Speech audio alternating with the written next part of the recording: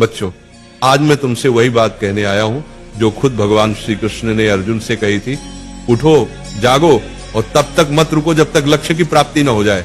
आज तुम्हारा रणभूमि में कोई युद्ध का मैदान नहीं, तुम्हारा रणभूमि है तुम्हारा किताबें और सपने, तुम्हारा गांडीव है तुम्हारा पेन, और तुम्हारा दुश्मन कोई और नहीं बल्कि तुम्हारी आलस्य, डर और टालमटोल है। क्यों पढ़ाई से भागते हो? जरा सोचो, जब भी किताब खोलते हो नींद क्यों आती है? क्यों मोबाइल उठाते ही दिमाग तेज हो जाता है लेकिन किताब खोलते ही भारी लगने लगता है?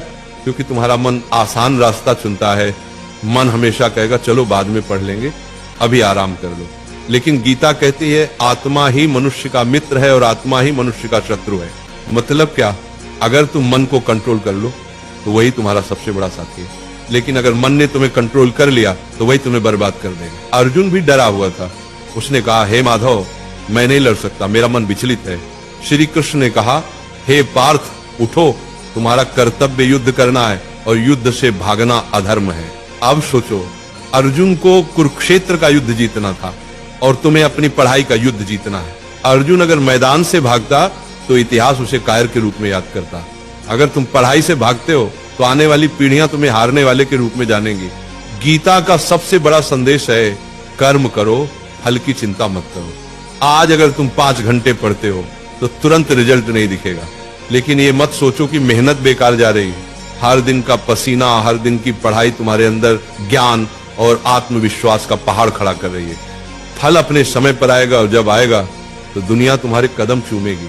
आज तुम्हारा असली दुश्मन पढ़ाई नहीं, तुम्हारा असली दुश्मन है आलस्य, ध्यान भटकना, सोशल मीडिया और कल से पढ़ेंगे वाली सोच। गीता कहती है संयम ही सच्ची विजय है।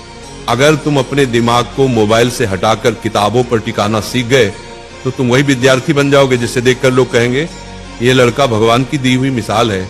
याद रखो, अर्जुन ने युद्ध इसलिए जीता क्योंकि श्री कृष्ण उसके साथ थे।